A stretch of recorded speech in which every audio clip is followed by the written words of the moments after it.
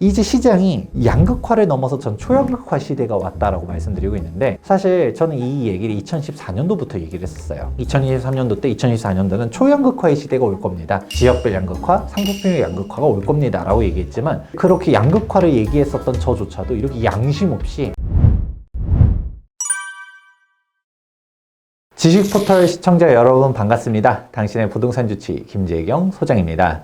저는 재개발 재건축 전문으로 활동하고 있고요. 유튜브 채널 투미TV 지금 운영하고 있으면서 각종 언론사나 강연에서도 정비사업이나 아니면 부동산 관련된 내용들을 어렵고 복잡한 사항들도 쉽고 재미있게 풀어드리고 있습니다.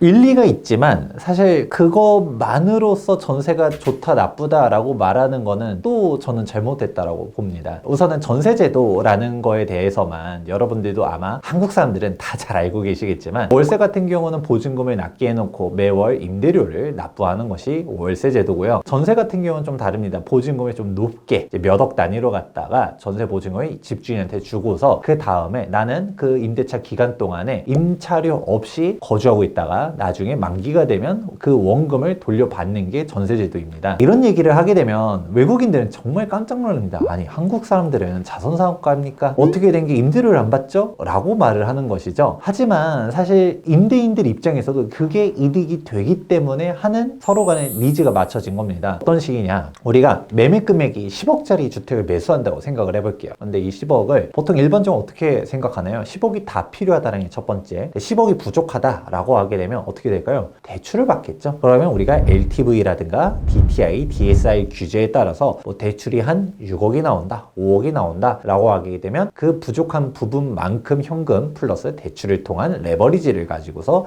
매수를 하는 게 기본적인 사항이죠. 마지막 세 번째가 있습니다. 대한민국에만 존재하는 사항이 바로 전세제도인데, 이 전세 금액만, 전세 시세가 7억이다 그러면 내가 대출을 받으려고 하게 되면 돈이 많이 필요하게 되는데, 여기서 대출 금액에서 모자란 부분은 현금 필요하고 우리가 원리금을 납부해야 되잖아요. 매월 금융비용에 대한 부담이 발생하는데, 아니 전세를 놓게 되니까 투자 금액이 3억으로 줄어드네, 그리고 원리금 부담도 없네, 이런 니즈가 있다 보니까 집주인 입장에서는 투자를 할 때 전세를 놓으면서 움직이는 상황들이 발생하게 됩니다. 그러면 맨 처음에 질문하셨던 게 바로 이해가 됩니다. 사람들이 전세 때문에 집값이 더 올라간다 라는 말이 틀린 말이 아니고요. 그러면 생각해 보는 거죠. 전세라는 거는 매수자 입장에서 투자 금액을 낮출 수 있는 효력이 있구나. 사실 이거 자체를 부정할 수는 없어요.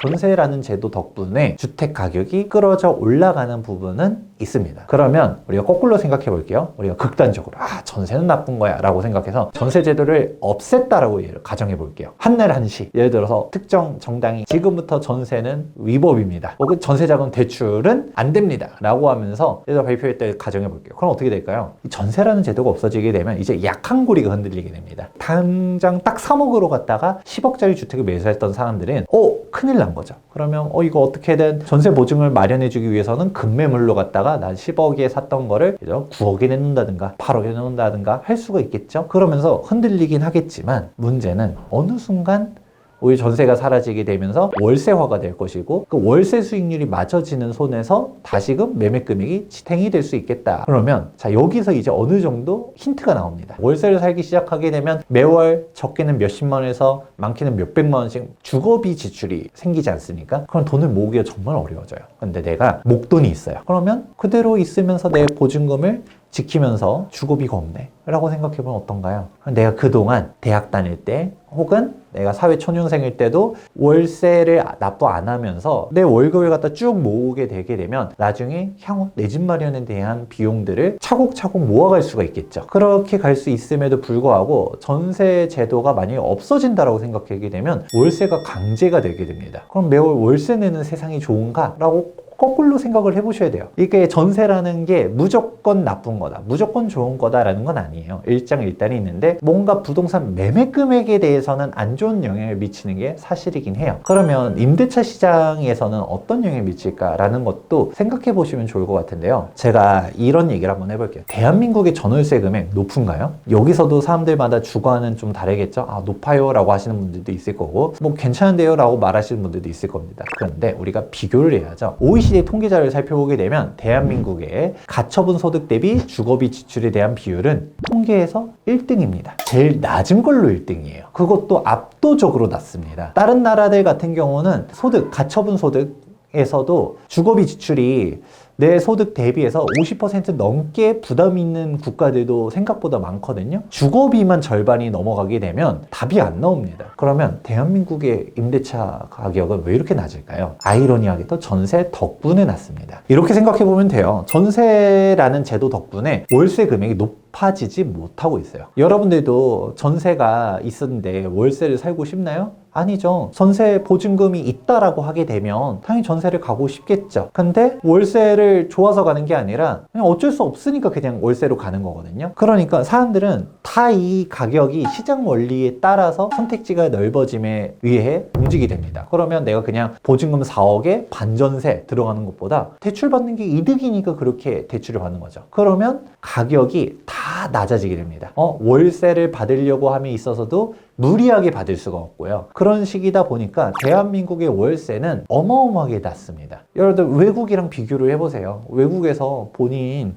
그 조그만한 방에서도 월세를 얼마씩 내는가 생각해보면 상상을 초월합니다. 그러면 대한민국에서만 있었다 보니까 이게 나라냐, 이 월세, 전세 높다라고 생각했지만 사실 이런 주거비 관련해서 외국이랑 비교를 잘 안 하거든요. 근데 통계가 보여준다. 대한민국의 주거비는 아주 압도적으로 저렴하다. 그러면 왜 그런가? 전세 덕분이다. 그러면 전세를 없애게 되면 어떻게 될까요? 이미 어느 정도 보여주고 있는 시장이 있습니다. 바로 빌라 시장인데요. 빌라는 사실 여러 가지가 복합적으로 이루어지고 있어요. 사실 전세 사기라는 얘기를 하고 싶은 분들이 있을 수도 있을 겁니다. 제가 전세가 유리해요 라는 얘기 했었을 때 전세 보증금을 돌려받는다라는 사회적인 합의하에 전세제도가 유지된 건데 전세 보증금을 떼먹히는 게 바로 전세 사기였잖아요. 그러니까 요즘 어떻게 들어가요? 전세 보증 보험에 가입하지 않는다라고 하면 내가 전세 사기 당하면 어떡하지? 전세 보증금을 날릴 수 있겠네? 라는 생각이 드니까 전세 무서워서 안 들어가는 거잖아요. 그래서 지금 빌라 시장 같은 경우는 무너졌죠? 매매 금액도 무너졌고요. 전세 금액도 무너졌어요. 애초에 빌라 자체를 소액 투자로 많이들 들어갔다 보니까 전세 금액이 하락했었을 때 오히려 집주인들이 돈이 너무 적은 거죠. 그 전세 보증금, 아파트와 달리 전세 보증금 하락폭이 빌라는 더 적다 하더라도 그 돈을 부담할 수 있을 만한 여력이 안 되다 보니까 전세 매매 금액이 더 가파르게 떨어지고 전세 사기가 터지고 그렇다 보니까 더더욱 임차인들 입장에서도 빌라 전세는 들어가면 안 돼 라는 생각들이 퍼지다 보니까 더더욱 빌라 전세를 안 찾고 이런 악순환이 생기게 되었거든요. 이런 신뢰가 무너지면서 빌라 전세를 안 찾으니까 어떻게 될까요? 빌라 월세화가 역대급 으로 빠르게 되고 있습니다. 사람들이 어느 정도 중간 사다리 계층이 있어야 되는데 이 사람들이 밑으로 월세로 내려가든가 아파트 전세로 올라가 버리면서 중간이 확 비어버리는 거죠. 그러면 아무래도 사회적 취약계층들이 돈을 더 모으기가 어려워지는 상황이 오고 있는데 여기서도 여러분들은 빌라 시장 무너지는 것처럼 아파트 시장도 무너지길 바라면서 아파트 전세를 없애야겠다라고 생각하게 되면 어떻게 될까요? 전세라는 게 없어지면 월세화가 더 심해진다. 거꾸로 생각해 보시면 이 전세 제도의 명과 암을 정확하게 이해하실 수 있을 것 같습니다.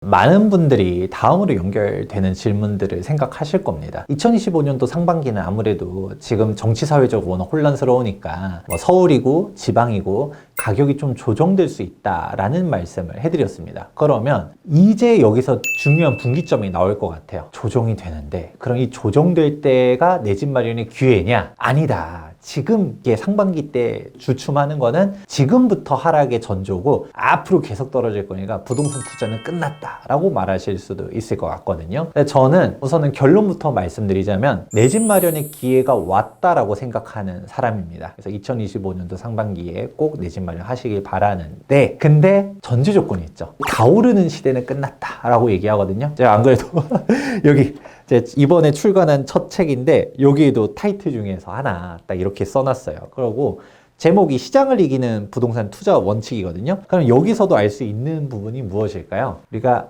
시장을 극복하는 지역이 어딘가에 대한 입지적인 부분들, 시기적인 부분들 잘 판단하셔야 되는데, 이제는 저도 부동산에 대해서 항상 그렇게 얘기합니다. 이제는 부동산 시장이 올라가요 떨어져요 라고 말하는 거는 틀렸다. 정확하게 어디가 올라가고 어디가 떨어지는지를 구분해서 봐야 된다 라고 얘기를 해드립니다. 이제 시장이 양극화를 넘어서 전 초양극화 시대가 왔다라고 말씀드리고 있는데, 사실 저는 이 얘기를 2014년도부터 얘기를 했었어요. 2023년도 때 2024년도는 초양극화의 시대가 올 겁니다. 지역별 양극화, 상품별 양극화가 올 겁니다 라고 얘기했지만, 그렇게 양극화를 얘기했었던 저조차도 이렇게 양심 없이 강남이 지들만 올라갈 줄 몰랐었어요. 이게 정상적인 사회라고 전 보지 않거든요. 그런데 그렇게 가는 이유가 있겠죠. 바로 다주택자 규제가 완화되지가 않다 보니까 똘똘한 한 채 선호 영상으로 가게 됩니다. 다주택자 입장에서 생각해보니까 다주택자는 힘들죠. 그렇다 보니까 어떻게 하죠? 주택을 팔아야 되겠죠. 어떤 주택을 팔까요? 강남에 있는 주택을 팔까요? 아닙니다. 내가 가지고 있는 주택이 여러 채가 있는데 상대적으로 가치가 떨어지는 주택 먼저 정리하게 돼 있죠. 그러니까 지방을 먼저 정리하고요. 서울에서도 빌라를 먼저 정리하고 오피스텔을 먼저 정리하지, 서울에서도 아파트를 먼저 정리하지 않는 거고요. 아파트도 여러 채다 라고 하게 되면 서울 외곽부터 정리하게 되는 것이고요. 여기서도 정리만 하고 끝일까요? 지방에도 돈 많은 분들 되게 많거든요. 지방에 아파트라고 해가지고 다 싼 거 아닙니다. 지방도 막 7억, 8억, 10억 넘어가는 주택들이 많거든요. 내가 부산에 세 채를 가지고 있었어. 그럼 세 채 싹 정리하고 30억이 생겼네? 어떻게 될까요? 그냥 서울에 한 채로 가야겠다. 똘똘한 한 채. 이렇게 가버립니다. 그렇다 보니까 부동산에 대한 상품이 달라지는 거죠. 내가 지방에 넣던 거를 서울로 옮겨야겠어. 이런 식으로 가다 보니까 실제로 통계를 찾아보다 보면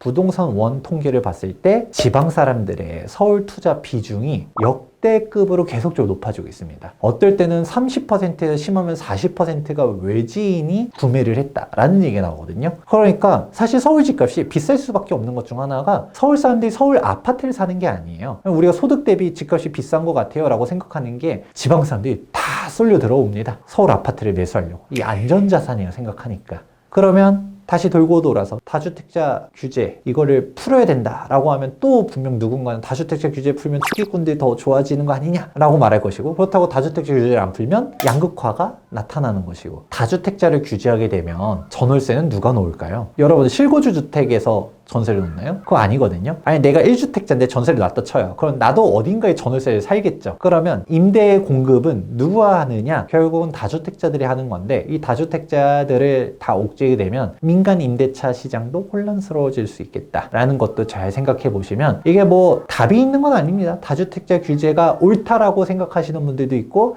아니라고 생각하는 분들도 있죠. 약간 거의 이념에 가까울 수도 있는데, 근데 이게 옳고 그름을 떠나서 그에 따른 결과가 어떻게 되는지, 그러면 모든 주택이 다 올라간다? 아니죠. 내가 올라갈 것 같은 주택을 판단하게 되면 지금이라도 매수를 해야 된다. 2025년도 상반기 때 가격이 좀 흔들린다 라고 하게 되면 예의주시하셨다가 매수를 하는 것도 저는 기회라고 보고 있습니다.